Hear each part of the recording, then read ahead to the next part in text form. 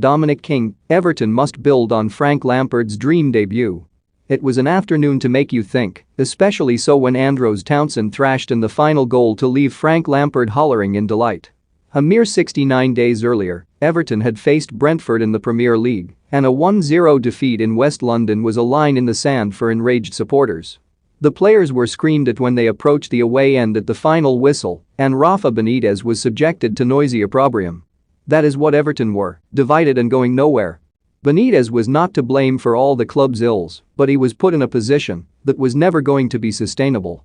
Mutiny had been in the air for far too long. So it struck a chord as you looked around Goodison Park in the final minutes of a one-sided FA Cup tie. Fans were singing. Players were smiling and reveling in the opportunity to rebuild their brittle confidence. Brentford were limited, but Everton, for once, exerted authority. "There is no hiding from the fact the atmosphere hadn't been great," said Everton defender Mason Holgate. "But everyone could feel this was a fresh start. When Brentford scored, the fans could have been nervy, but they stayed behind us.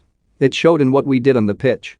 Lampard had only been in charge for a week, but he immediately tweaked the system to 3-4-3 and was rewarded with the best managerial introduction to a Goodison crowd since Mike Walker oversaw a 6-2 slaying of Swindon in January 1994.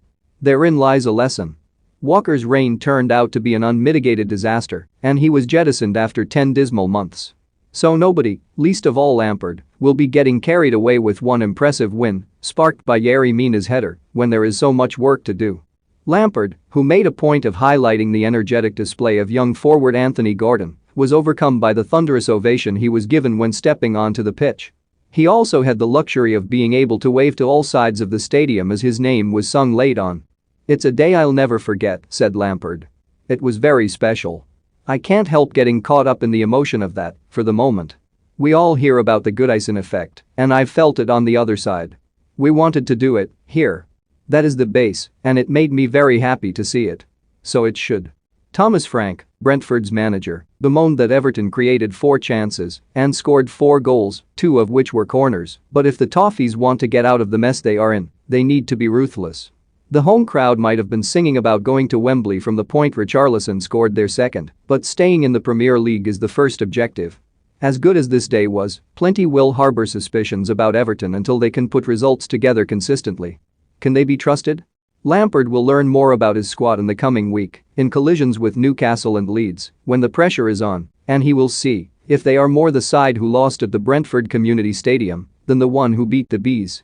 New signings Donny van de Beek and Del Alli, who were introduced to the crowd here, should have something to say about that. "Proving it to people on the outside is not going to make the difference to our position," said Holgate, who scored Everton's 3rd goal to ease the tension after Ivan Toney's penalty. "We need to do it ourselves. People will say what they want to say. We just have to get points on the board. We know the quality we have got, but it's no use just saying it. It's got to translate into points. We have to do it consistently. There is a huge game at Newcastle and we have to turn it around. It is about winning games.